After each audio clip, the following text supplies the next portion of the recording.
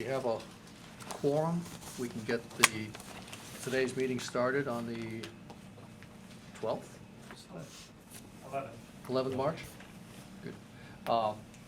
Scott couldn't be with us tonight. He's not feeling well.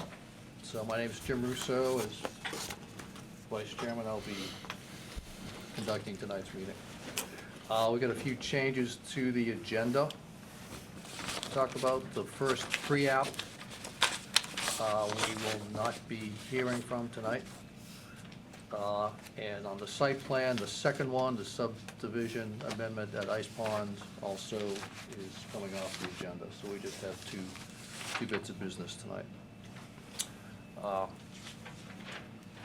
Before we get into those, do we have any comments from the audience not pertaining to the agenda, the two items on the agenda? Any other general comments? Good.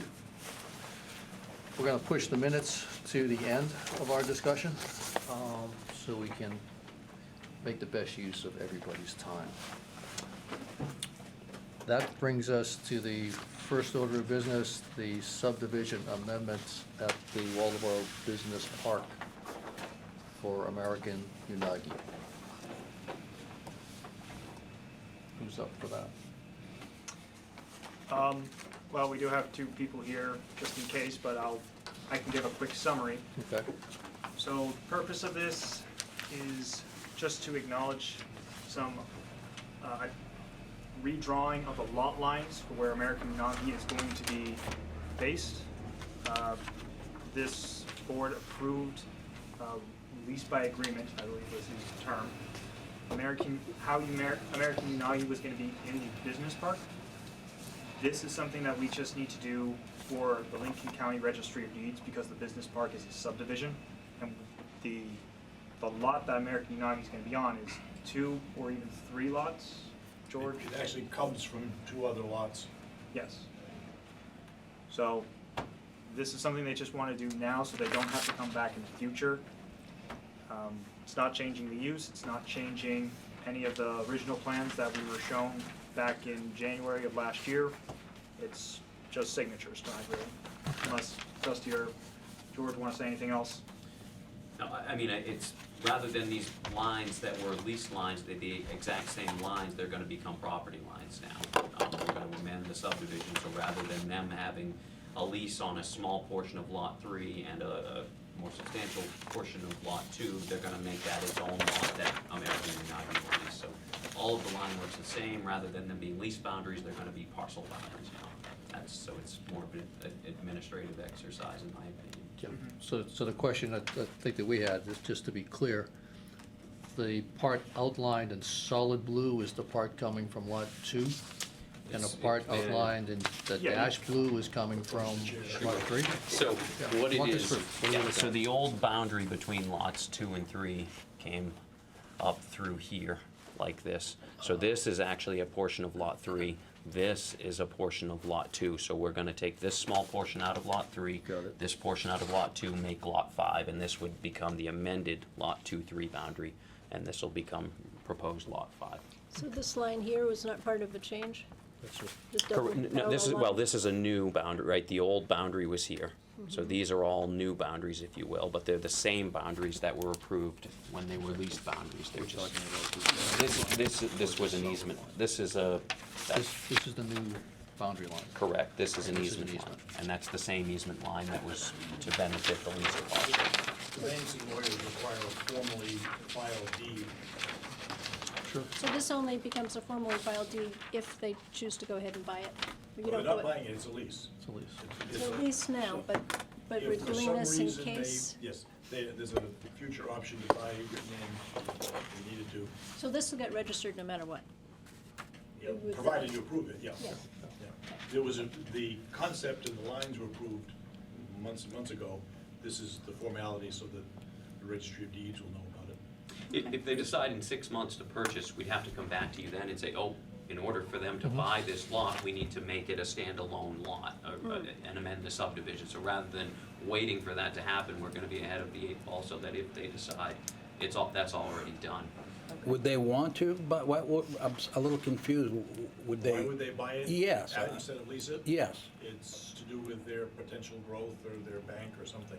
so it's more of a, It's a 99-year lease that. I see. They have language if they ever had, if they ever chose to try and buy it, I see, we have an understanding how they could do it. okay.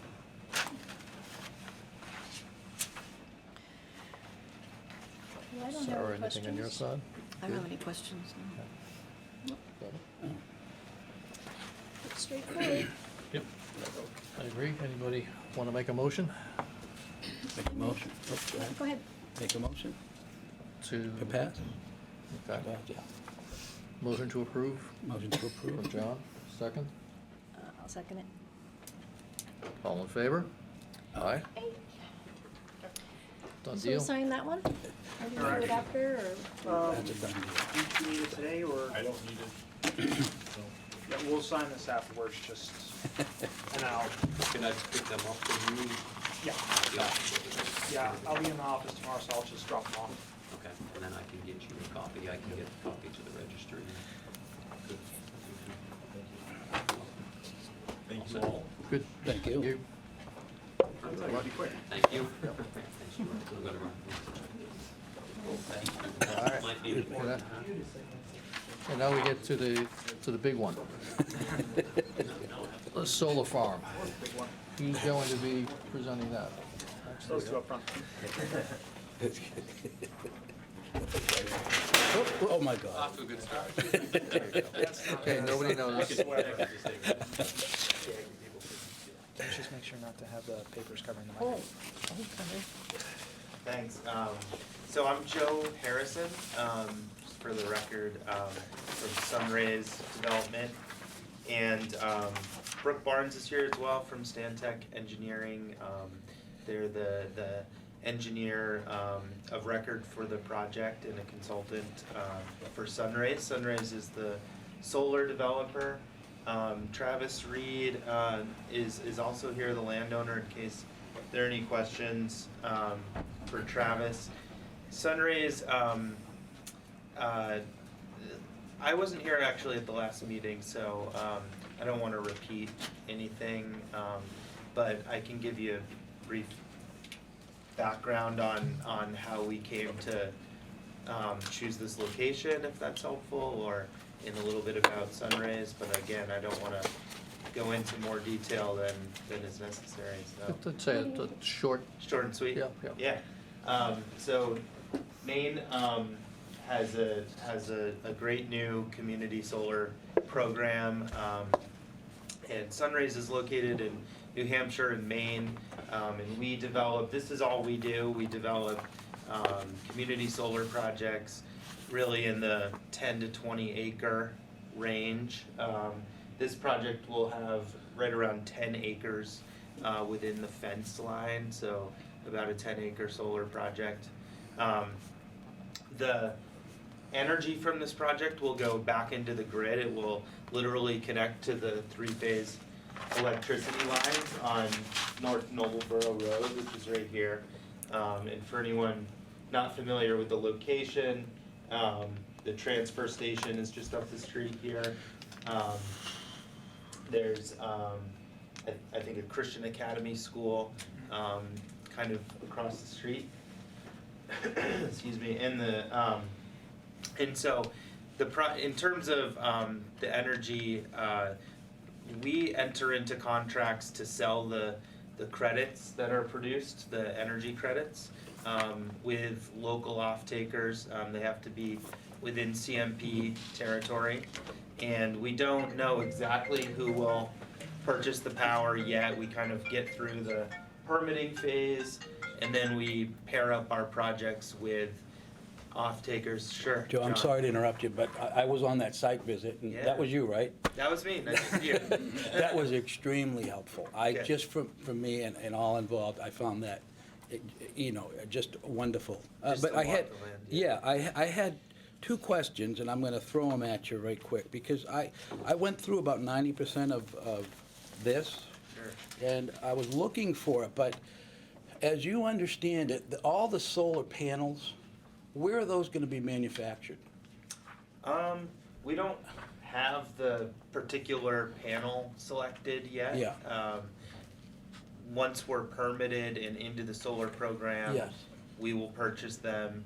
I would say that the majority of solar panels are produced in Asia. I was gonna say, China Yeah. subsidizes those panels to the detriment of our country. So if we're talking about a carbon footprint, one would think, why not buy those as locally as one could versus giving China the business, which gets subsidized, and then they've gotta come all the way over here. Yeah. Is that reasonable to, I mean, I appreciate that certainly, and personally, I shop locally, so Right. I'm on board with that. Solar panels are definitely a commodity at this point. It's not, what you're describing is not unique to solar. So Right. many things are manufactured in China. There were large tariffs that went into place on Chinese panels, and I would say it wasn't enough to encourage people to open up manufacturing facilities in the U.S. I read a number, it would cost over $1 billion to open up a manufacturing facility in the U.S., and that's a huge risk, and you just aren't seeing people doing that. right? And so what the U.S. has decided, and not to go off on a tangent, I'll be brief, but what we're really capturing in this whole value chain is the development of the project, which is what I do, and the engineering and all the jobs at Stantec, and then all of the people that are gonna be employed to build this project. Right. Local labor, electricians, civil contractors. But certainly the panel is from overseas most likely. There really are not many US manufacturers at Right. this point. They just can't compete, and the Chinese companies are subsidized. That's accurate. It just seems, and I know, Jim, you talk about carbon footprint and equalizing it, I mean, to get them over here, I mean, aren't you defeating what it is? And I'm for solar, I think the project's great, Yeah, no. but I just, that gnawed at me, I knew I missed something. But, I mean, who makes that decision? Is it an economic decision only? On these panels? The investors that own the project make the decision of which panel to select. And again, even if you wanted to use a US panel, I'm not even sure there is one available that is the Yeah. top tier A. So that's the challenge. What is tier A? There's different tiers of solar panels, just meaning the quality. So, this project is going to be here for at least 20 years, if not 30 or 35. And so you need, we're selecting the best in class equipment, and the investors require, a panel that has a warranty that they believe in, that, is backed, either by a huge balance sheet. So you're not, there's certainly people making lesser panels, or panels that maybe are the same quality but just don't have the financial backing to back up their warranty, so. It's pretty standardized across the industry, and it's definitely become a commodity. And the good part about that is we're competing against fossil fuel energy, so we really do need the least expensive panels available to compete. And no one wants to subsidize, renewable energy. We're trying to get less expensive so that we don't need subsidies to compete. And part of that is driving down the cost of the solar panel. So. A lot more energy that goes into making the panel than in shipping a couple of containers over the ocean, I think, too. Yeah, the carbon Yeah. footprint, I think, is well known that, this is, the moment this starts producing power, Yeah.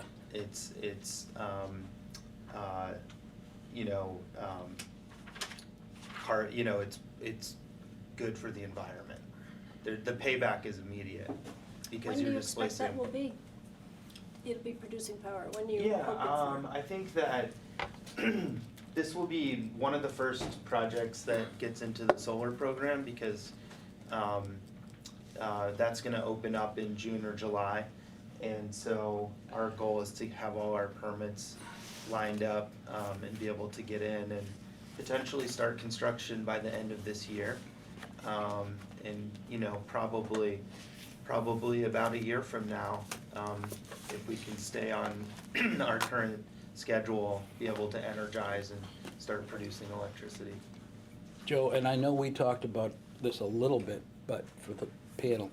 Now, rumor has it, on Friendship Road, the old Sylvania plant, where Yep. it was, I happened to be on that Sylvania task force, so Sure. I'm intimately aware with all of the situation with that.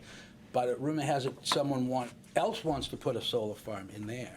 Right. Does that in any way adjust your metrics or your thinking if someone else in Waldeboro wanted to put in a large solar farm? Sure. We'd be we're all for it, I have a project in Searsport, just as an example, where we're second in line, someone else is in front of us. Here, I think we might be the first in line, and there is a large project already in the CMP's queue behind us. I don't know I who see. it is or Okay. what it is, but no, I think the substations are to some extent a limiting factor, and at some point they're not really designed to send power in the reverse direction up to the transmission line, so this power will be consumed at the distribution level. And so if you get more than 2 or 3 projects in a community, now the substation needs to be upgraded to continue to accommodate more. So there's kind of a natural barrier based on the size of the substation. But we're not at that point yet, No. anywhere near that point yet. The point of clarity, I think a month ago, we talked a 30-year lease with a 5-year renewal period. What is the, you just mentioned It's 20. it's a What are the 20-year specifics? initial term with 3 5-year extensions. 3 5-year extensions. That's right. And also includes a provision for the removal of everything at the end of the lease period? That's right. It's our responsibility as the owner of the project to remove and restore. And so the lease is very specific about that, but we have to remove all the equipment, and it'll be left a meadow environment. So we're gonna plant grass and use a pollinator species, and it's kind of a low growing grass, so that we only have to mow twice a year, but that's what will be there. So 30 years, 35 years from now, it'll have a hookup to the grid. It could be redeveloped as a energy project, or it could become a farm, according to what the landowner wants to do at that point. What guarantee is there to Travis that your company will actually be around and be able to perform that work? Is there anything put in bond or any provision made? I don't know. Is there a bond? Okay. Yep, in your application. Yeah. There's a bond. And Brooke Barnes with Stantec Consulting helped put the application together. Okay. Thank you. In your package, I'm going to find it here in my electronic version, but it's near the end. There's a discussion of the decommissioning bond.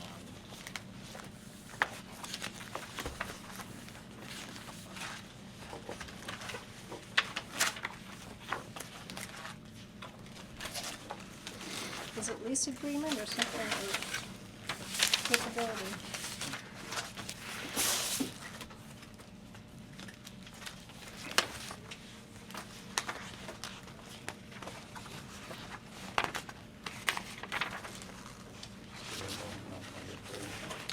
Do you know where it is? No, I was just seeing if Is it under the lease agreement?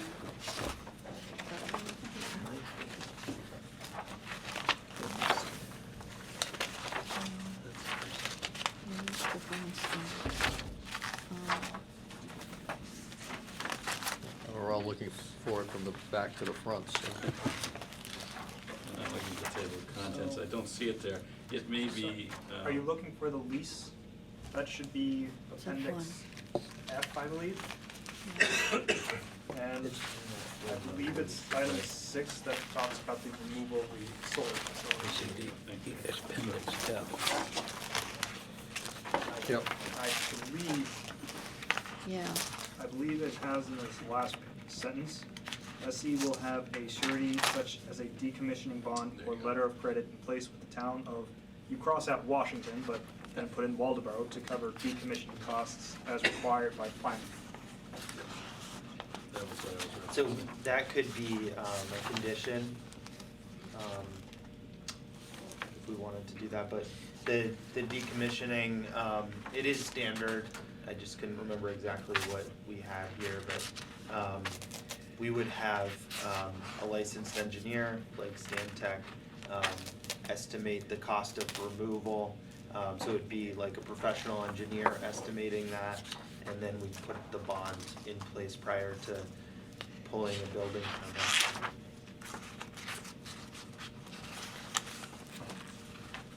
Good. Sounds good. Yeah, I think it's important. I think it's good to, you know, if I were a planning board, I'd be thinking about not wanting an eyesore or anything like that.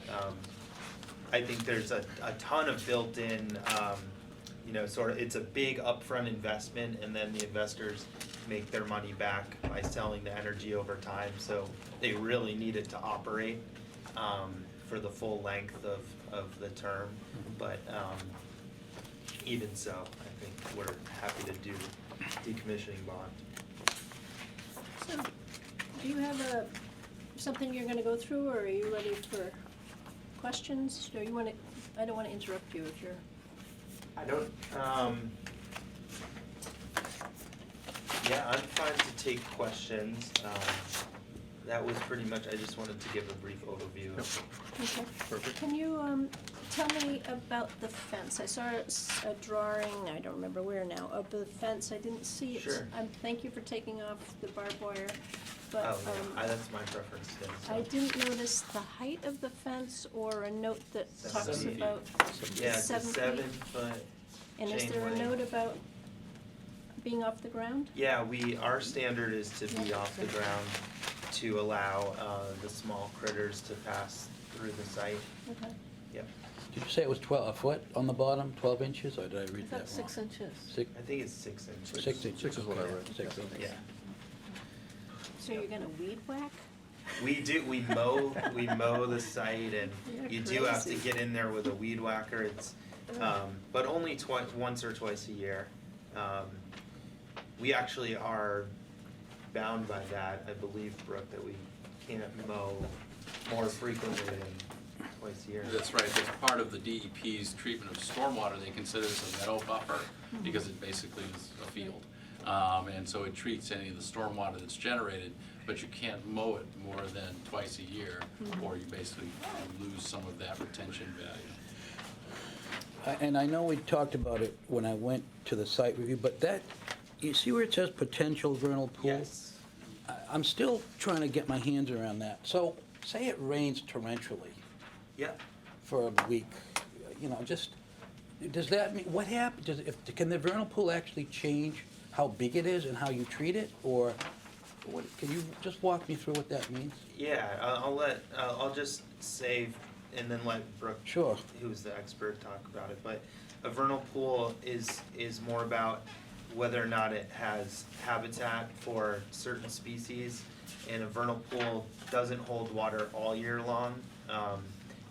It's there in the spring when certain species are hatching. Yeah. And if it has fish in it, it's not a vernal pool. Yeah. I'm learning. He's doing a good job. Yeah. And I'm just gonna hand around a illustration, a picture. There's a few pictures there if you wanna look through them, but it's of the fence, and it shows that gap at the bottom, so you can get an idea of what that looks like. But there's a couple other pictures in there that are illustrative. They're not obviously this project, but other projects, so you can get an idea of what it looks like in real life. Again, Brooke Barnes with Stantec Consulting, and we're the ecological folks as well as the engineering folks. I'm on the ecological side, so please don't ask too many engineering questions. But as Joe did a great job with vernal pools. They're in the spring.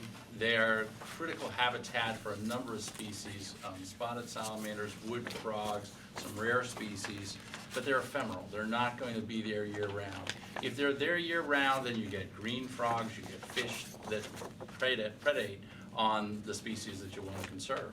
But the vernal pool size can go up and down a little bit with the rain. Sometimes it's just like spring here. I was actually driving up tonight, I was thinking how dry it is. Usually we'd see the ditches flooded, we'd see the woods flooded. Not so this year. So the vernal pools are going to be pretty small this spring. On another wetter year, the boundary of that vernal pool might be larger. In this particular case, there's a pretty large wet area there. And so it was out of season, but we could tell where the boundary of that vernal pool was by a rack line, almost like on the coast. There's a rack line you can find and say, well, that looks like about the boundary of the vernal pool. So that's what we'll measure everything from to give an appropriate habitat setback. Right, and just to, I'm not trying to be funny here, but I remember they were gonna build a dam somewhere, and there was a snail darter. Yeah. And that was protected, that was a protected species, and the federal government said you can't do that. Yeah. Can anything like that happen to you guys in this plan?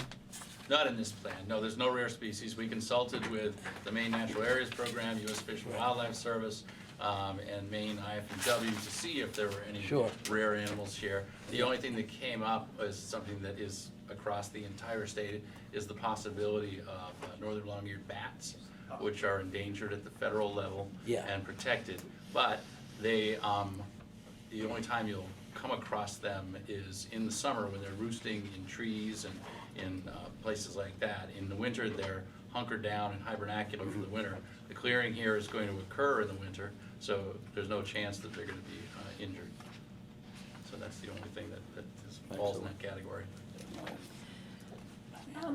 So question I have is on your regrading, or your grading plan. I'm not seeing any regrading. It's pretty much as is, right? Yeah, we really, so these projects tend to just Roll. stay with the They look like existing skateboard contours. parks. Yeah, if you look at the photos there, you can see it. Did you see that already? Yeah, they undulate with the land, exactly, yeah.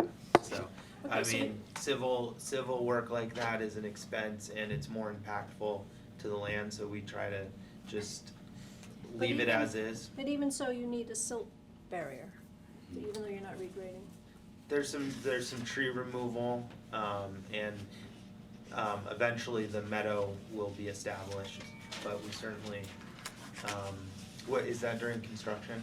Yeah, that's primarily during construction. There'll be either a silt fence, the black fence you see around that, or a barrier of ECM, erosion control material, which is just ground up stumps and things like that, just in a berm all the way around. And it's great because it acts like a giant diaper around a construction job. And if, tires are turning up dirt and it pours rain or whatever, it's gonna keep it inside that project area so it doesn't flow off on adjacent properties. The only other question I had about the plans, if you don't mind, existing conditions and clearing plan. What are these stripes of hatch marks? What are they? Woods roads. Those are existing Woods woods roads? roads, yeah, it was Okay. recently harvested, and for example, and that's sheet 2.0. Yeah. And you can see where you come off North Nobleboro Road, there's kind of a big hatched area, and that was a landing. Okay. And there was another landing up near the top of the property, and the rest of them were just woods roads. Okay.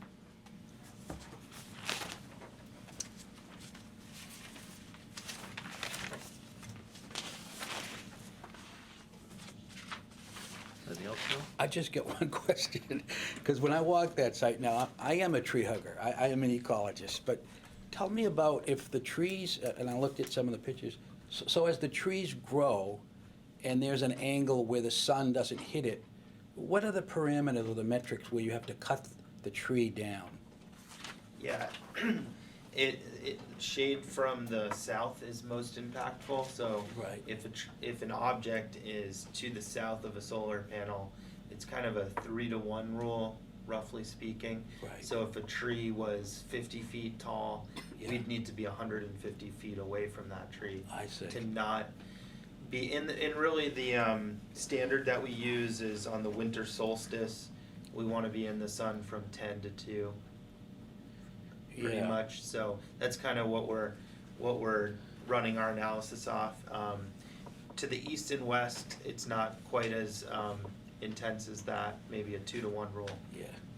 So I'm just hoping you don't have to cut down those poor trees. I mean, the least amount yeah, possible. I mean, that's again, that's an expense, so it's the least amount.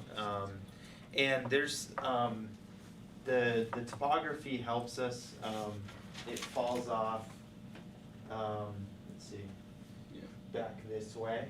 So Right. any trees kind of in here are going to be lower than Right. we're kind of on the high point up on this knoll. Yeah, it's definitely to the least amount possible. Certainly within the array, it's tree removal and the stumps have to come out I as see. well.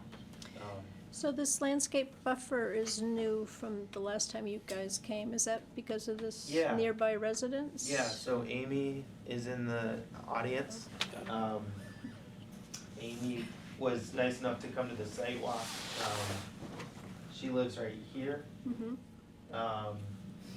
And so Stantec added some distances, but the fence line is 216 feet from her house, and I think I measured about 118 feet from her property line. So we walked in there and she was saying that, someday they might add on off the back of their house, and we care a lot about aesthetics, and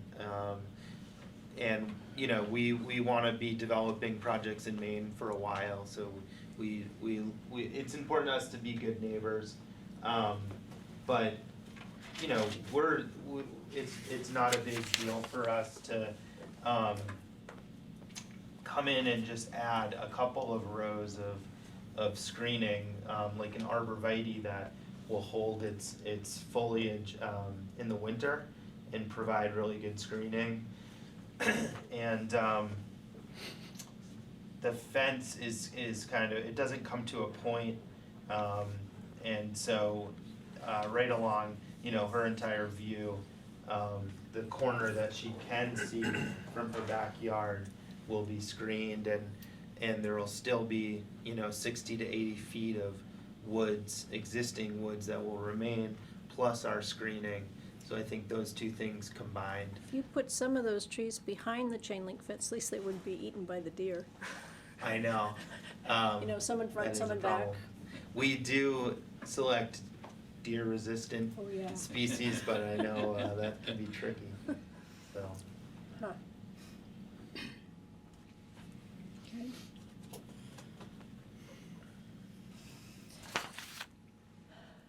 And that's gonna become a part of the submittal? I say it's here as an add-on. Yes, that's gonna be in their street file.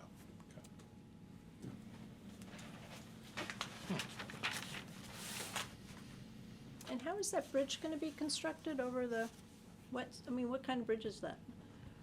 yeah, do you want Yep, it's a forestry bridge, basically, rather than coming in and building a massive bridge. You put blast blocks, the big blocks of concrete, set one on either side, an I-beam, and then basically wood mats over the top.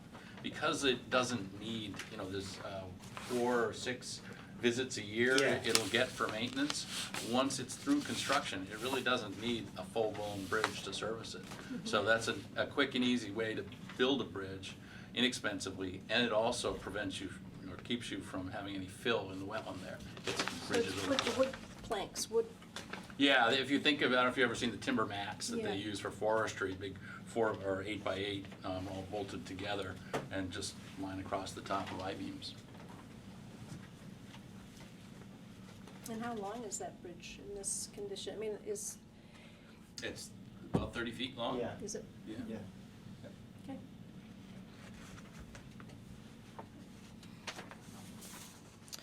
Well, I don't have any more questions. Okay, it seems like there aren't any permissions being requested. There's a couple of conditions in it, the removal bond, the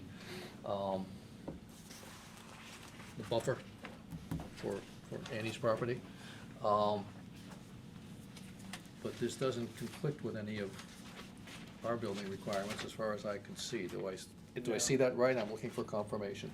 Right, there's no, I think the only waiver request that was made was for the stormwater, and you should have some documents, you can explain that a bit more. Right. 2 of the documents that you were given tonight were permit by rule approvals from the DEP.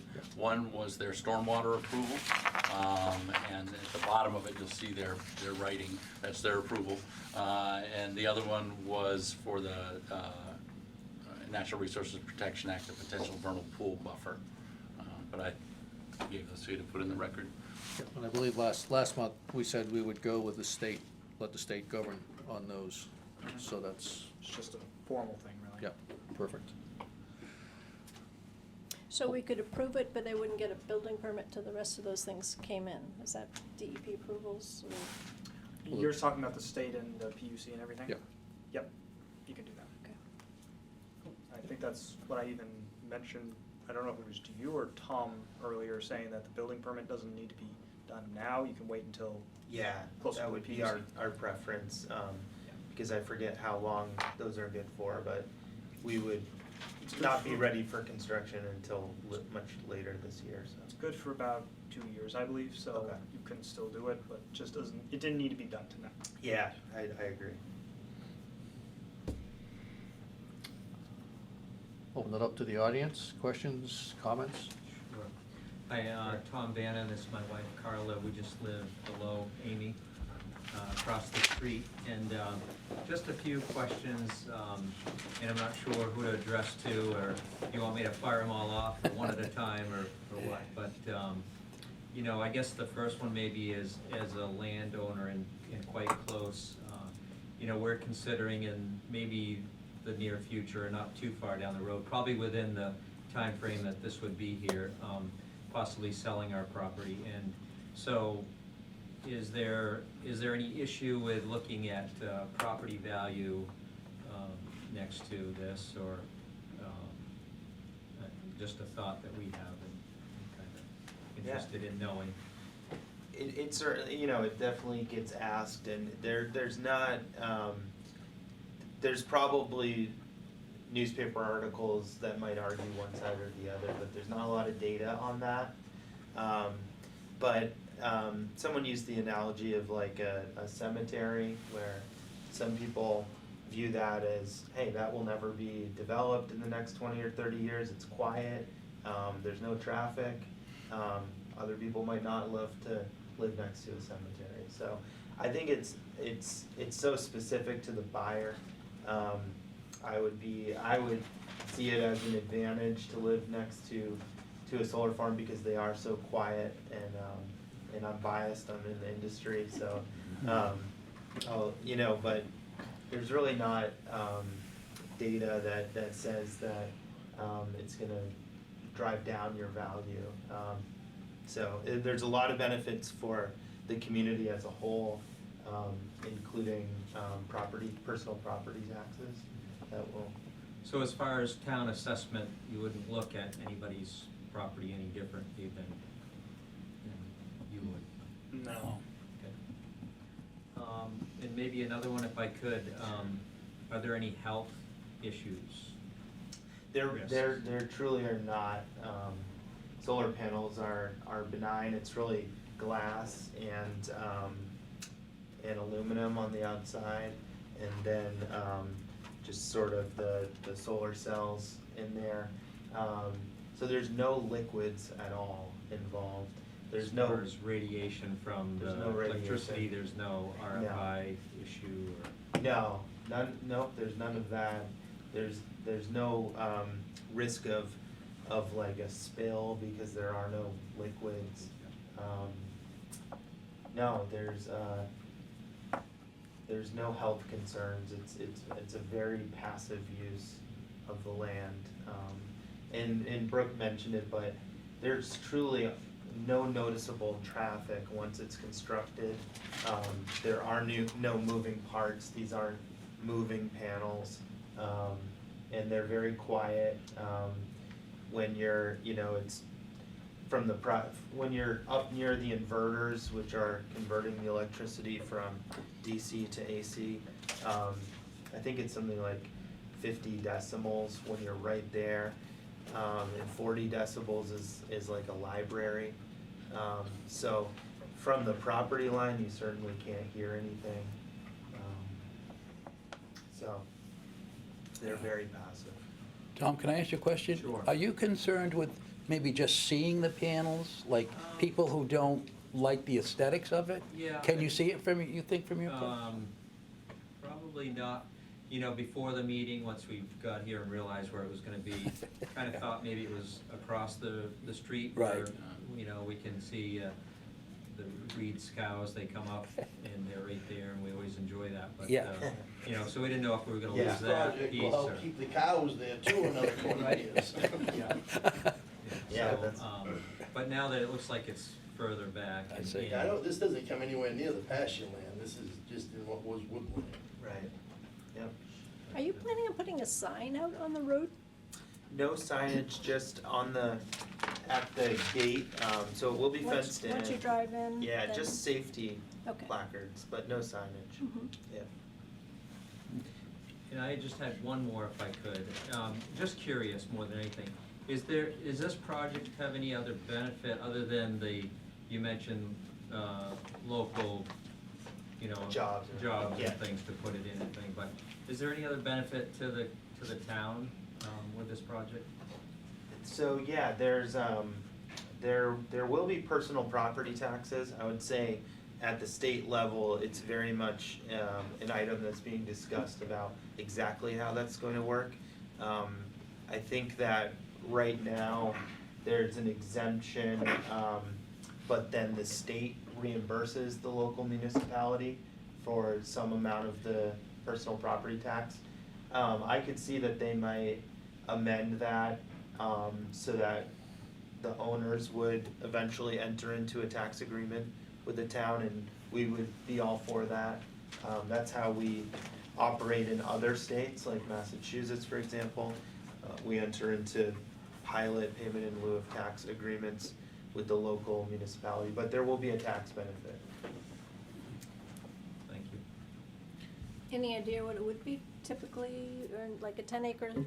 I won't compare us to Massachusetts, but, Yeah, just a rough, 3 megawatts. If it was, I'm just shooting from the hip, yeah, but I won't hold you to it. yeah, maybe $10,000 a year, $15,000 a year. George? So your company is the owner of this setup for 35 years? We are, Or is it a right now, we are separate we are acting as the developer. We do own a lot of our own projects. We also do sometimes sell them to, larger energy companies. It seems like I've heard somewhere where sometimes individuals buy shares of these things. Yeah, that's a model. I've seen it more on a smaller scale, like, 100 kilowatts as opposed to 3.3 megawatts. So this is more, there's basically sort of the financing structure is there's a debt provider, there's the tax equity because there's still a federal tax credit associated with this. So for a project this size, you do need to have a large kind of bank that has a big tax liability. They're part of it. So who is, if I may ask, who is the owner of all these panels? Yeah, so Sunrays Investments is potentially going to be the owner, but it's possible that we would sell the project. So I would say that's pretty standard across the industry, the sort of development model where you then sell the project. There's a lot of big household name energy companies that want to own solar projects because once they're permitted, fully developed, installed, there's no moving parts.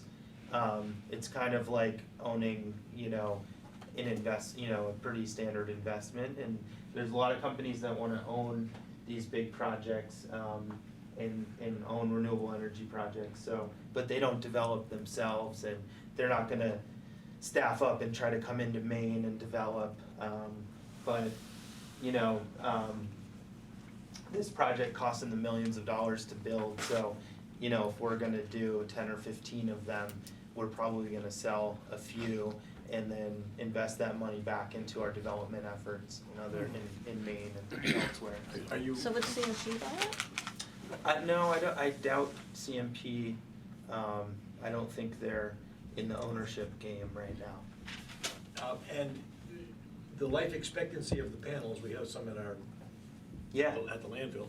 And it seems like what I've heard in the past is they're guaranteed for a certain amount of time and then they get slightly less efficient over time.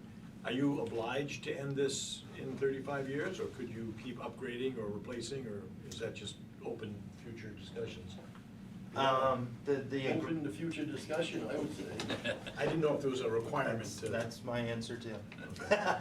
Yeah, after 35 years, we'd have to come back, sit down together. Technology changes daily now, so. I know, yeah. So this is not already pre-sold energy to specific owners? This is, you're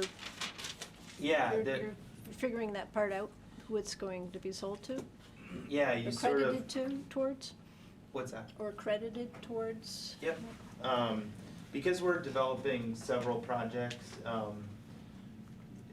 you sort of don't know the timeline of one exactly, so there's two possibilities for the energy. There's community solar, which is literally 1,000 or so individuals would purchase this power at a 10% discount.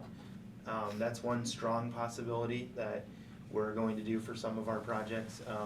The other option is that you have, at least one large off-taker like a municipality or a college or a business. And then you can even do a hybrid of the two. There's a business park right down the road that uses a lot of three-phase power. Yeah, we're all about keeping it local, so. I got a question. Hypothetically, and help me with this, say Tom or Amy wanted to buy that electricity, they're right there. How would that work? Is that even possible? Yeah, it would be virtual, so really anyone in CMP territory can purchase this electricity. And it's really there's such a timing aspect of this where we get all our permits and then Right. the solar program opens and everyone has to apply. And within a short period of time, we are lining up the specific off-takers for Sure. a specific project. And so the timing kind of has to align, and that's who ends up, but we're having conversation now with off-takers, Okay. including a couple in Lincoln County, so. And hypothetically, say, this went great guns, in 5 years you sold it. Could the new owner redo some of the work you're talking about now and some of your relationships? Just everything that we're gonna agree or. They would have to come back in front of you if they were gonna change the footprint. So they buy also all of what you have said here until, Yes, exactly. My Yeah. question is, okay, he's gonna have a lease with Sunrise. If the project's to be sold, how does that affect his lease? Do they buy the lease? Yes. They'll take it over as is, it's not Every they're not gonna be able to change it on obligation. them, or? Right, every obligation and requirement remains in place. So why does Stantec apply for the permit and not Sunrays? I mean, just. explain that to me. Logistics. Logistics. We're in Topsail. Okay. And it's easier for us, they make us agent, and it's Okay. easier as agents to sign them and get them where they need to go, because oftentimes we're printing them just before we go out the door, so. So, just a point of clarity, that Yeah. the offtake, I'm sorry, the projects have to be within the area of a substation, right? And you're limited, the number of projects are limited by the capacity of the local substation to absorb more power. That's right. But the offtake doesn't have that No. limitation. Offtake can be anywhere in the distribution grid. In CMP CMP. territory. Okay, correct. This is an analogy that I use when I've worked on a bunch of renewable projects. If you think of the electrical system as a swimming pool, and I'm gonna put a cup of water, which is this project, into the corner of that swimming pool. Now, I can't tell you where that water is gonna go anywhere in that swimming pool, but I may take a cup of water out at the other end of the pool, or right next to where I poured the cup in, but the water, once it gets in that pool, is just the big pool. So whether someone takes the electricity through agreement, there's 3.3 megawatts here that goes into the system right here, and whether it's the closest person who uses it, because the electrons flow, and if they flow close and get used, that's great, or if it's someone in Portland that says, well, I'll sign up for 3 megawatts, they're not gonna use these electrons, but they're effectively using these electrons. So they're not the same ones, like the big swimming pool. And then So- there's so that- evaporation in the. Well, we have line loss. Yeah, line Yeah. loss, yeah. Electricity and water are very similar. So that particular benefit then doesn't necessarily stay local. The benefit of the cheaper power. That's right. Yeah. That's right. Yeah. The electrons that are produced Stay local. will stay local. They'll follow the path of least resistance, so. if No, Amy- but we're talking about financial benefit for the community. Oh, sure. There is no guaranteed financial benefit, to Tom's point earlier, financial benefit for the community, because the offtake doesn't have to be local or within the area of the substation. It's whoever is the highest bidder, not the lowest, but the highest bidder within CMP's distribution network will wind up with that power. That's correct. Okay. Yep. So And- you could negotiate with the business park to give the business park a good price on electricity. Yeah, I would, I love it. pass my card out, after this meeting to anyone who's interested in buying the electricity. We The were- Waldo Theater would, and it would be a great community help to All right, that. well, you all right. No, Let's sell it no all purchase, tonight. let's talk about the application first, talk purchase later. You know me, Max. Could there be some agreement that residents of Waldeboro get first refusal? Can you do that? I'm gonna open that up to these two first. We would, like, I love the idea and the concept, but because we don't know ultimately who's gonna own the project long-term, it could be us or it could be a different entity who might bring their own off-takers to the project. That would be a difficult condition. There's a creditworthiness aspect, and right now we can sell, Maine's not a very populated state, so we're limited to a certain size pool to sell this electricity. It's very competitive actually right now. There's a lot of projects like this lining up off-takers, so I think it would be a little bit limited to try to, stay local. But if anyone is interested, we would definitely have like to speak with them. But is that an option that Waldeboro could ask for? That's a dangerous slope, I'd say. I don't think so. I mean, that's, Okay. I'm just curious. Yeah, I mean, it's, That's like if someone was to come here and say, I wanna offer to build some low-income housing, and we were to set the list of who could be in there, or the type of people who could be in there, like, you were starting to, as Joe said, you can't really be said now, especially not knowing who the investors are gonna be. It's something that they can consider, but that's something that I don't think, I'm saying, I don't think you should be forcing on them tonight. It's kind of hamstringing their That's what it is. business plan for moving forward by, it's an interesting idea, but I'm not sure if it's, We could develop a project on town-owned land, or anyone could develop a project on town-owned land. And if you started from the beginning and said, we wanna carve out some percentage of this energy to be purchased locally, that's definitely possible. yeah. And I think And that's Yeah. what, one of the reasons why I'm gonna be Project. talking to them tonight before, you know, Barbara and George are talking to them about Waldo and the business park. Right. I mean, I would like to see the good folks of Waldeboro get, you know, something out of this, frankly. I mean, you're gonna have a lot of traffic, you know, I think that's reasonable. But they're gonna get a tax benefit. Yep. It's not all about the money.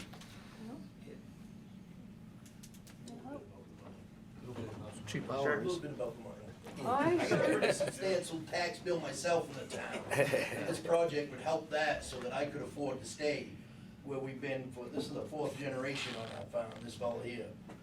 So that's what I look at it as. This would definitely benefit us as a family, would help so everybody that goes by and sees the cows will still see the cows, and it can stay operating as it is without being low-income housing or trailers or something that's less passive than this. So that's why I entertained this idea when they contacted me, because you gotta pay the tax bill, or I'm not gonna be around long. We've developed a few solar projects on farms, and personally, I really enjoy working with farmers, and I think, you know, we didn't talk about this, but it's a huge benefit, I think, to create a passive use like this that creates a revenue stream for Travis and his Still own family. the property after 30 years, if, you know, maybe Yeah. dairy farming comes back, or who knows what 30 years will be, but it's not lost, it's still locally owned land. Yep. What is the construction duration? Joe? How long does it take? It's 4 to 5 months. 4 to for a 5 months. project It goes like pretty this. quick. Yeah, Okay. it does, yeah. There's a construction schedule in here. I don't know if you saw Closer it. than I did. It's table 1, and that's before appendix Okay, I know you had a A. question. Sorry. This is really tough. Susan, you have? I Good heard night. a Yeah, statement from a well-informed local person who said that the company that's developing the solar farm intends to sell the power to the local school district at a lower rate than CMP charges. Is that right? Someone's I don't think that's our project, just because I haven't You're fine. spoken to the local school district, but that's definitely a very interesting opportunity. We would be interested in that, in having that conversation. I know there's one other project that's applied to CMP in Waldeboro, so I don't know who that is, if that might be the project. But we haven't spoken to the school system.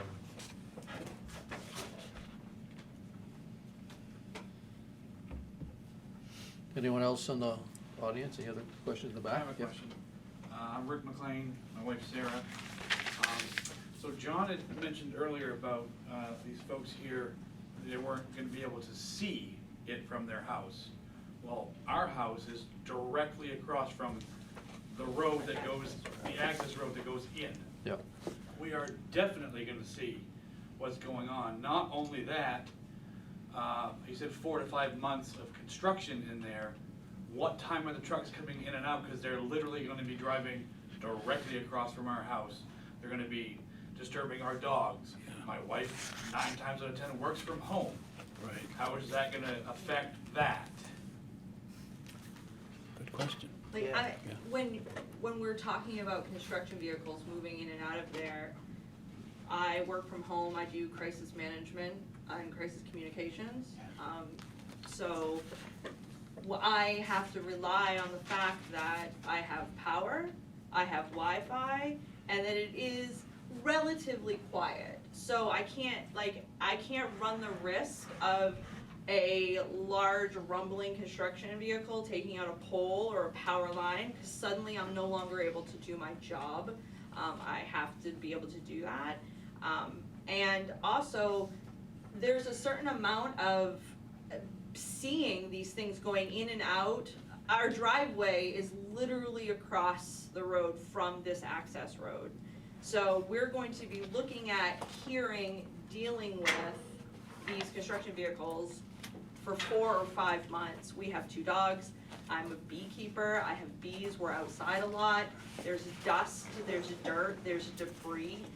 These vehicles smell. If you're going to pave a road, if you're going to be dragging things in and out of there, that's going to affect my peace of mind, my living situation. So I mean, and maybe it's not that bad. Maybe it won't be like that bad, but I have no frame of reference for these types of projects. So can anybody like Sure. reassure me Sure. this is like, like an issue? Like I don't.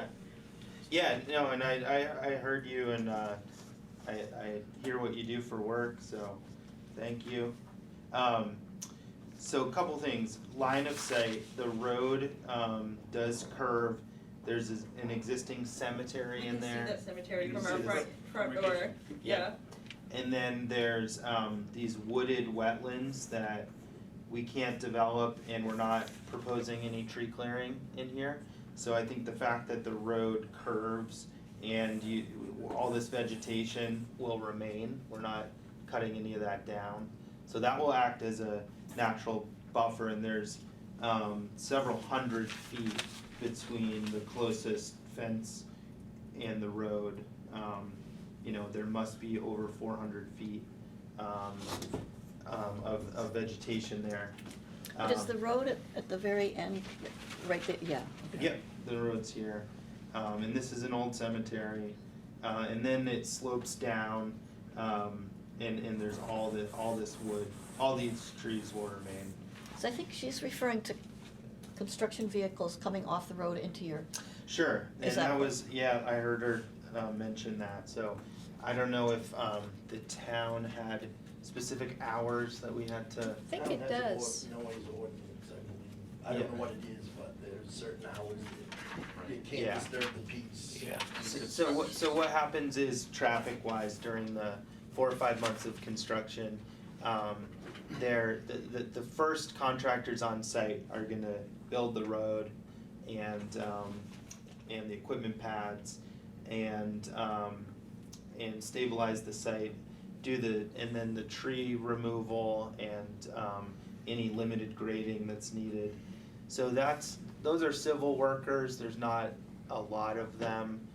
It's usually a relatively small crew, some big pieces of equipment to do that work. But again, those workers are arriving to site first thing in the morning, and then they're leaving in the afternoon. They're not typically coming and going a lot during the day, besides when any sort of tree or wood chips, we're using those on site actually, so. And then. So you're gonna chip the trees and the stumps and leave all that material on site? There's not gonna be any trucks Well, we're moving it gonna out? use them on site initially during construction. To set that erosion control berm that I talked about, grinding up stumps and wood chips and brush and things to create that mix that then you use around the edges. The actual trees are gonna be hauled out though, so, I mean, you're not gonna be grinding up the whole tree. No, just, Those will be. I don't know if there's like any value wood left, so they possibly could chip whole trees there that are in the way of in the field. So Yeah. I don't know what you guys are gonna do. yeah, there's not a lot of That's usually what happens big when there's trees just in there. kind of bothersome trees left. Right. What about staging for, construction supplies The staging will all occur up in the site. within, off the road? Yeah, exactly. Okay. Yeah, yeah, because there's wetlands on either side of the road coming in, so there's really no space near the road. And really the busiest time of construction is after the racking is installed and the electricians are there connecting the panels to the rack. That's about a month, and so That's not noisy it's, stuff. no, it's guys, it's people, arriving in their cars or pickup trucks in the morning to come to work. And, you know, that's the type of. And what about the And- drilling of the support frame for these things? So do you have like, 20 of them going to get all these done at the same time, or? There's not that many. It's they kind of just work their way through the site. It's kind of like a Bobcat style piece of machinery, and they're putting a helical ground screw down into the ground 3 or 4 feet. So it's not like giant machinery doing that either. And the plan for construction at this point is that most of the work will be done in the winter. So it isn't gonna disturb any sort of daytime summer activities. And as far as the pollinators, your bees go, you're using a pollinator mix, Yeah, right? So yeah. it might actually enhance the beekeeping when the meadow is up and established. How does that helical screw work when the ground's hard, when it's frosty? The drill? It's going down below the frost line. Yeah, but it's gonna get through the frost line. Oh yeah, Yeah. it can go. So the reason we It works through it? Yeah, the reason we use this, we used to drive piles, but you have so many boulders and ledge, and even if you do good geotech, you never know in a particular spot what you're gonna have. The helical ground screw takes a lot of the risk out of it, because you can even pre-drill into ledge and then go right in. So we don't do any blasting or no dynamite or anything like that. But it used to be if you started hitting refusal, you had to excavate that out of there or chip the ledge away. But the helical ground screw kind of takes that risk out of the equation. The company we use is called TerraSmart. I think they use them in the marine environment maybe. They're great if you have an old camp that's moving all over the place, because they can get in there with these little machines and just put those ground screws in and put down some timbers and boom, your camp's level again. A lot of people use them for that. So except for the equipment pads, no big ready-mix trucks going in and out, right? You don't have a lot of concrete because you don't have any poured forms using the helical screws. Well, you must be putting your utility things on something, on a pad or Yeah, something? yeah, the inverters, there's Except for the equipment pads, yeah. There'll be some concrete. some equipment pads, that's kind of the brains of the operation, but they're not very big. And I think that that certainly, there's a 3 to 4 month construction period where there will be construction traffic, so don't wanna downplay that, but it is morning and then it's afternoon primarily. But I think the biggest benefit is that, I'm hearing Travis say that like, he's gonna develop land or sell land to generate revenue to pay taxes. So if that's the case, once this is built, there's almost zero traffic. So you compare that with if someone put a subdivision in here, or did some other, even farming or some other type of development, you're gonna have daily traffic most likely. So I think that's, we don't come out here, in the beginning, there will be some visits, but it's like 2 electricians in a pickup truck driving into the inverter pad and working on the inverters, so. I have another question. I think this is great. This is a great opportunity for you and your family. But during construction, I'm looking here, it says 25 vehicles plus 40 deliveries during the installation of the rack. It's a narrow road. I mean, we have the dump, people flying up and down the road for the, bring stuff to the transfer station. Yep. That many vehicles. You just said there's wetlands on both sides of that driveway. Where are the workers gonna park? I know in the past I've done construction and I worked at Logan Airport, and what they did was they had a parking facility maybe in town, and they'd have a shuttle bus that would bring the workers Yep. up. That way, there won't be so many, how many people are gonna be there at one time doing the construction? Yeah, on the busiest days, it might be 20 people, Yeah, and would that's that when be the a electricians. possibility to have like It's a shuttle definitely- bus for, Park right like by have a my park farm in if you town and need have a to. shuttle bus? Yeah, yeah. No, that's not, that's a possibility, but usually what we can do is stage. I mean, there's a lot of traffic on that road as there is. There is, Yeah, and And they That should be a meeting here too about stopping them from speeding, because they go like a son of a gun on that road. They do. Way too fast. Thinking about nail strips. Yeah. What we can do Well, how is, about when they spin the field up down in the corner? Oh, How many no, times do you that's see that in the too- spring? Yeah, yeah. Okay, Yeah, yeah. back on track, please, back on track. they can park up in the corner of the project, and then we can build it from the south to the north, so. We can stage within the footprint of the array. We have a lot of space within the array, and, But how are you gonna get a vehicle, 25 vehicles up in there? well, we build the road first. That's actually the first thing we do, is build the road and put the bridge in. Because the heaviest equipment is the tree equipment, and they're out of there, they're the first thing to come and go, so. I would hate to see somebody get hurt with a car accident, Yeah. with that many vehicles in that area, Yeah. Yep. Just very quickly, because there was talk about construction and the noise ordinance. So I think what we're talking about is on page 4-7. Says construction activities, no person shall engage in construction activities on a site abutting any residential use between the hours of 10 p.m. and 7 a.m. Otherwise, following activities shall be exempt from these regulations. Any sounds emanating from construction and maintenance activities conducted between 7 a.m. and 10 p.m. and any safety and warning vehicles. Okay. That's yours. Wait a minute, what can be conducted between 7 AM and 10 PM? Construction and maintenance Can be conducted? can be, yes. Can be, yep. Quiet time is 10 at night until 7 in the morning. Yep. Yeah, but they can work till 10 PM?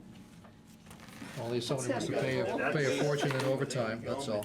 I know, that's how contractors, It's dark at 4 in the winter anyway, so. we don't work in the dark. Well, Well, we should tweak that. I am a contractor, and you said that this is gonna be a 4 to 5 month window. I know when I get a big job, we go, instead of being there at 7, I'm gonna be there at 5 because there's nobody around. Or I'm gonna work there a couple extra hours at night because I got a short deadline and this is a big job. So we've had to deal with guys over there cutting wood, listening to chainsaws for 5 o'clock in the morning. whenever they get in there, because the road gets posted fall, winter, spring, sometimes for big, heavy equipment, so they're in there when they can to get the wood out. I understand, but when you got guys either with chainsaws literally from here to Route 1, across from my house, or the big logging truck with his high beams shining right in my kitchen window, it's kind of a pain. So, Did you say 7 a.m.? 10 p.m. That's when construction and maintenance is allowed and exempt from the noise ordinance. I think the building permit process says something else, though. Yeah. When you go to get a building permit, I think Stan's form says something else. Like 7:30 to 6 I'm p.m. not or sure. something. Yeah. I'm only reading what's in the Yeah, ordinance. no, I know. So we'll find out. Yeah, we, So there's been a buffer added at that Annie's property. Should a buffer be considered across the street at the main entrance of some sort, or back by the cemetery because fields? we're gonna obviously see what's in there, and I know you're talking about the trees that are in that area are gonna stay, but from the road to the cemetery, there's not There's nothing one there. tree, Yeah. or maybe 2, just on the side of the road, they're still there. Everything else is wide open. yeah, and we're, this road is existing now, so we're Mhm. not, changing that. And then this is all wooded.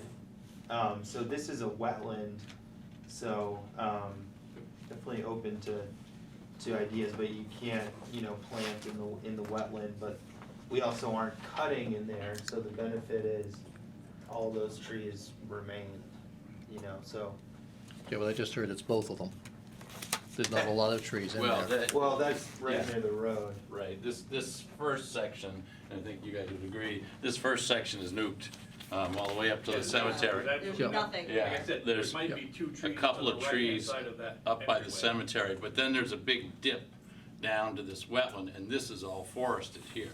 So when once you get past this first section, that's where the trees are. But yeah, this first section, there's nothing there. So what's going to be happening in that upper section on a day-to-day basis? Up in here, No, up in the, towards the road, so like in the access point. Between the road and the cemetery. Right, What's like what going will on? be happening there on a day-to-day basis? during what? Before or after construction? After construction, During construction, it's Nothing. gonna be busy. after construction? Yeah, after Whatever. construction, Like, it's gonna be It's gonna be all a in there. library. You're gonna be Yeah. you're gonna be making your tax money, it'll be Well, it'll wonderful, be, you know, like, well, but from the road to that cemetery point, in those 4 or 5 months of construction, what am I gonna be looking at, hearing, dealing with? I would also like to know that, like, the people that are gonna be in and out of there on a day-to-day basis are safe to be around my household. Like, I don't know, you know, I realize it seems like a really strange request, but I have 2 teenage daughters that live there. It's the year 2020, I shouldn't have to worry about that, but it's the year 2020. And those are the kinds of things that I have to think about when I'm thinking about my family being safe. So I would like to know what's happening in that deforested area between my house and that cemetery before we get into the project, because you're gonna be using that road every single day. What's gonna be out there? Is there gonna be a gate? Is there gonna be like construction Sure, vehicles so- everywhere? Like, what's gonna be happening there? There's a wetland on either side of that road, I understand that. but I can hear every word you're saying. I absolutely understand there's a wetland on either side of that road. But what I'm telling you is there have been logging trucks and skidders and all kinds of other things in those wetland areas on either side of that road. So what I'm asking you pointedly is, what is going to be going in and out of the end of that road for 4 or 5 months every single day between the hours of 7:30 a.m. and 6 o'clock p.m.? construction vehicles and construction workers. Okay, so what am I going to be looking at from my kitchen window every day? Because I can see all the way back to that cemetery from my kitchen windows, and from my bedroom window, for that matter. Is all the So- parking gonna be on the other side of the cemetery or the other side Yes. of the bridge? Yes, and the only reason I brought the wetlands up Yep. is to explain that there is no room to park in here, because we're not allowed to be in wetlands. And everybody that's gonna be working for you is gonna understand those Yeah, ramifications. absolutely, absolutely. When I walked that road, it was very, very muddy. Yeah. And what's gonna happen if you get a good rain, you get these trucks, and it's gonna They're turn gonna into. build a road, They're that's the gonna build a first road thing he first? said Is he it was gonna gonna be, do is that's Yeah. top, the first thing? Right, exactly, stabilize the road, exactly, and, we're lining up for a winter construction, so ideally Right. the ground's frozen, but every year's a little different, so. So you'll just plow the snow out of the way in order to start the helio? Yeah, it's amazing, I mean, the coldest days will slow a project down certainly, and especially if it gets below 20. But they can work on a lot of winter days. But big snowfall's not gonna slow the project down. It would take, if you had a real big nor'easter that stuck around, it would delay things a little. Is there any way you can reassure this resident, like, what do you imagine during the construction time? Do you have any idea of, like, how many vehicles would be coming and going every day? Maybe that, Yeah, would that be I think we Yeah, did there's a provide. chart in the application that gives you an idea of different time ranges and the numbers and types of vehicles that'll be coming and going. My Is that on the computer- construction schedule? Yes. I have that in front of me, I'm sorry. Yep.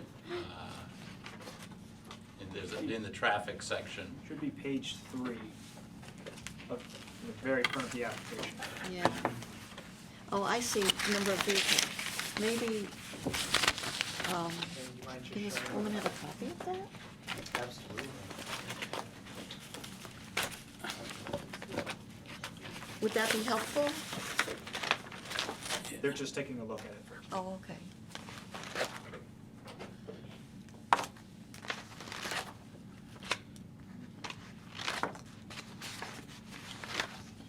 And this is per day, the number of vehicles? No, it's Some- over that time period. Over the time? Yeah, Okay. because there may be deliveries that come on a day and then no deliveries, and so, over that time period, that's an So the estimate. vehicles are daily, but the deliveries are over the time period. It's like the solar panels arrive on an 18-wheeler all at once, you know, so. Or they might be a couple installments as they fill in half of it, then another delivery arrives. And I'm very sensitive to the people who abut that. I mean, they have legitimate concerns. But Max, did you send out those letters so that everybody around there could come to this meeting? Or is, I'm just wondering if there's other, That's why we're here, because this is the first thing we've heard about it. right, and I'm just wondering if there's some people who maybe got, feel maybe have similar Yeah, concerns. I messaged my neighbor, to see if he was coming, and I haven't gotten Okay. anything, but I'm gonna take this and let him look at it. Sure. Is there any way that I could get a copy of that booklet too, to show him as well? I can give you a copy of the book after the meeting tonight. That would be great, okay, thank you. I do have one other, just kind of a dumb question, but you said the fence is gonna be around the entire project. Right. Is 6 inches off the ground. Yes. Okay, it's for small critters. Well, we have 2 dogs. Yep, So I'm assuming he's gonna have a gate that's going to be locked. that's right. And yes, we have a leash law in the state, but if one of my dogs gets free, Yep. decides it loves those turkeys that's in the woodlot across the street, and yeah. they go bolt it, and it gets in that gate, do I call you or somebody in New Hampshire and go, my dog's in your fence, or do I come to your house like I've done when tell you that there's cows across the street? And do I come and say, do you have a key so I Well, can they my got dog? that bad, I got bolt cutters, we get your dog out. I mean, I do too. We asked forgiveness instead of permission. I and that do too, comes but I'm from not gonna go let myself into Yeah. a multi-million There- I dollar wouldn't project. stop you from going on the land anyway, any given time to get your animal or to go see the turkeys or anything, but that is a good question too, Yeah, there because I will be- asked him, there ought to be someone kinda local, like I mean, what if it keeps Like a Well, maintenance yeah. guy, because I do property management also. Management, So, I mean, exactly. if you guys wanna talk, I got your card. There will be a Knox box on the gate, and the town the emergency services will have access to it, so if they ever needed to So get that's in right there local, for an you just- emergency. right, Yeah, Walboro would have it. yeah, the town will have it.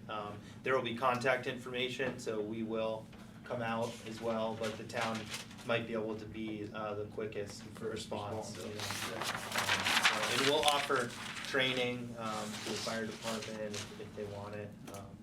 But there will be a key there that the town will have access to. I'm looking at the fence plan here, Yep, and maybe I'm reading it wrong, but it does say 1 inch minimum from the ground to the bottom of the fence. Am I reading that wrong? 1 inch minimum. Clearance? Yeah. Maybe I'm reading it wrong.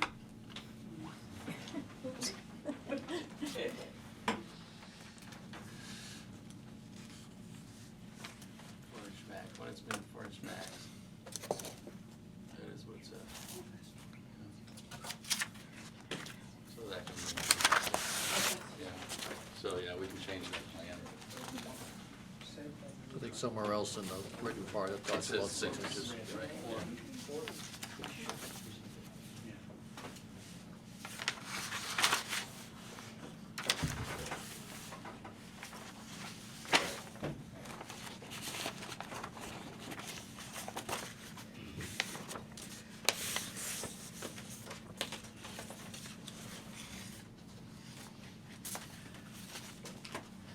I'm sorry, I didn't, Annie, I've got the couple behind you, I didn't. Amy, actually. Amy, okay, with the L, see, that's why I keep doing it. Would, I don't wanna start something, but I will. If you'd like another buffer zone, I'm not sure how this one was negotiated, but if another buffer zone would make things better for you, I think we could ask that you get together and work something out. The only place you could put it would really be right behind the Yeah. cemetery. Or in front, Right. or in front. Or right at the entrance, I And you mean, wouldn't block the cemetery. Yeah, we Own could, the whole road, whatever you guys wanted to do, whatever suits like you. right between the wetland and the road, we'd be fine with that. Okay. Yeah, I'm seeing heads nodded, so, Yeah. yeah, why don't we make Would that? that be a condition? Yeah. Some type of Yeah. a buffer would be great. Yeah. Do you wanna see the cemetery, continue to see it? You know? That's something that we've tried to think about too, as we've gotten into this piece of land, is that was all overgrown, and we'd like to kind of reestablish that cemetery. It's been nice to see it, and I've seen, You know, I've it seen was, it's people an in old there. cemetery, people are coming in there for Yeah. the guy whose great-great-grandmother's buried in there, what, I don't know the history of it, but I mean, it was a proud place at one point in time, someone put some time and effort into it, and Yeah, there's a it's couple kind of a things. shame to see it gone in the direction it is, so. Yeah, So it's- putting it's some nice. Maybe that's evergreens something you guys behind could it do, would make it beautify the part of it. cemetery, the town would be appreciative of it. Yeah. It's nice to see it in there, I'm glad to see it gets attention more than it Yeah. has for the last 50 years. Yeah. Is there a cemetery association that maintains the cemeteries here? I think There that one's used- in the association, I asked the town about it once upon a time. 'cause we Looks wanted like to a cut the private trees around cemetery. it and kinda. Yeah, and when I sent a notice out to the owner on that tax card, I got the letter sent back to me because the address doesn't work anymore. So, however, at least for that cemetery, I did make sure to, I think it was Tom or Joe or both, but state law does require it has to have at least a 25-foot buffer, and that's something that's. Yeah. Joe, you said you're open to the idea of a buffer for these guys too, Yeah. so. Yeah, I think we. I don't know what it would be and what would have to be done to make it suitable, but I really hope at least that when this is done, that it looks a lot nicer than it does now. It'll look nice. The road that's gonna be going in, is it gonna be reclaimed, is it gonna be paved, or is it just gonna be like stone packed? Definitely not paved and, Just gravel. yeah, 14-foot wide gravel access road, so roughly what it is now. Are they thinking Upgraded about as- maybe putting a little parking area in front of that cemetery so that people that wanted to go visit it, instead of having to park in the wetland? would Is have a that place to what's park? shown there on that, what is that rectangular area in front of the cemetery? So Yep. people It's a can lay down. pass each other? Lay down area? Okay, yeah, that's a lay down. But it could be left behind as a parking Yeah. area. We Well, could, because now I'm seeing it, because like they said, it does get extremely muddy going in there now. I'm sure after you guys have a road, it'll be different. But everything is wet in there, people are parking on the side of the road. I've seen them walk in to go to the cemetery. And as it's already been talked about, it's a narrow road that's heavily traveled and quickly traveled. That's a good idea, That's a have a good parking idea. area It in couldn't there. hurt to have one just in front of it for family yeah, if we members to wanted those to people. have a condition that this lay down area. And I wonder if people remain as a don't parking dare to area. park in there, I've Oh, told I can't anybody that imagine comes they along, would. it's better to get off the road, but. Yeah. I didn't drive my Prius very far in there. I knew it was gonna get stuck. Yeah, it's pretty I'd bad. have to Might be call pulling you. you out, yeah. No, and I wore my loafers. Yes, you You did. did. Where's Lowe's? You did. That was a city mistake. I think it'd be a nice gesture for the cemetery if it was, I think nicely that's a good landscaped idea, the behind it. cemetery. And, so you can see from the road and, yeah, Yeah, widen What do you that think of little that parking idea, Joe? spot. I like it. Yeah, And leave the parking area. Yep. So people have a place to park. Become Great. more of an asset than a hindrance, maybe. Sounds great, yeah. I like that. so it looks like it might need a similar amount of trees over there that's what you already did to get the Yeah, effect. just to be clear, you're talking about behind the cemetery so that you can look in and see it, but then we block the view from behind the cemetery. Yeah. Does that sound reasonable? Yep. Well, wait a minute, just so everyone's on Yeah. the same page here, because I've heard different things put out there.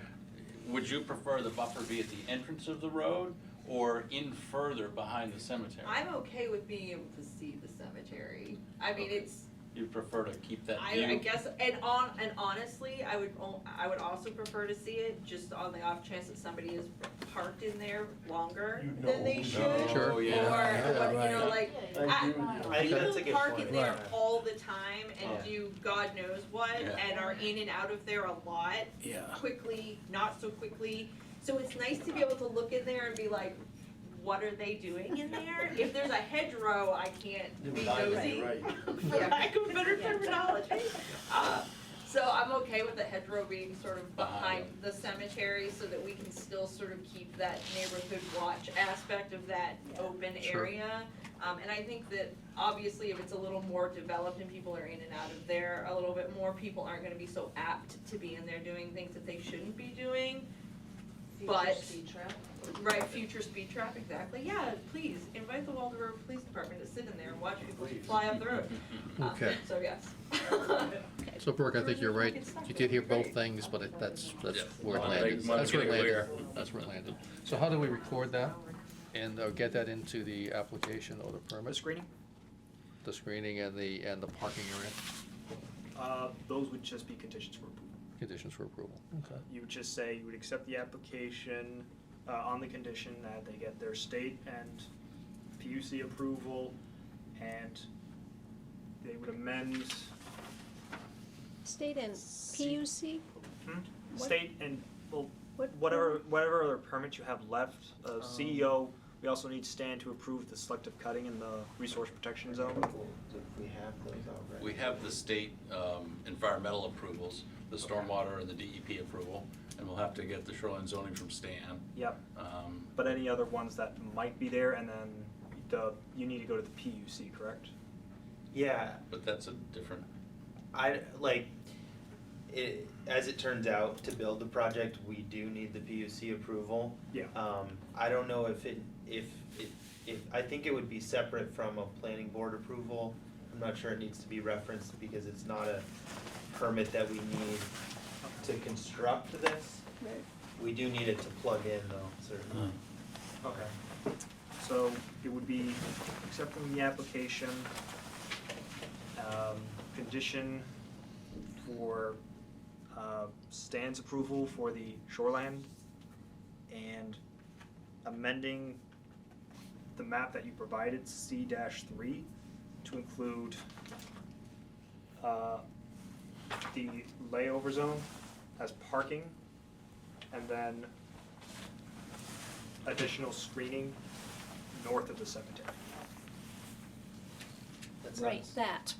So Similar you have to accurate. repeat that? Yeah, someone- Yeah. I motion to approve what Max just said. I want to first hear Susan give it back to us, make sure we I got it hope right. Max has got it, either written down or in his head.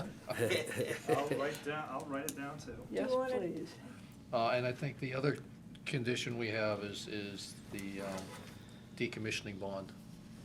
The Be in what? play. Decommissioning bond Decommissioning bond. Oh, yeah. be in place before the building permit. And that's what the application says, that will be in place before the building permit's issued.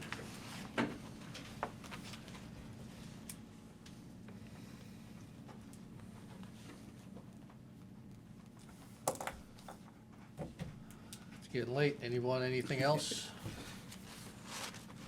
What did you think of this, young guy?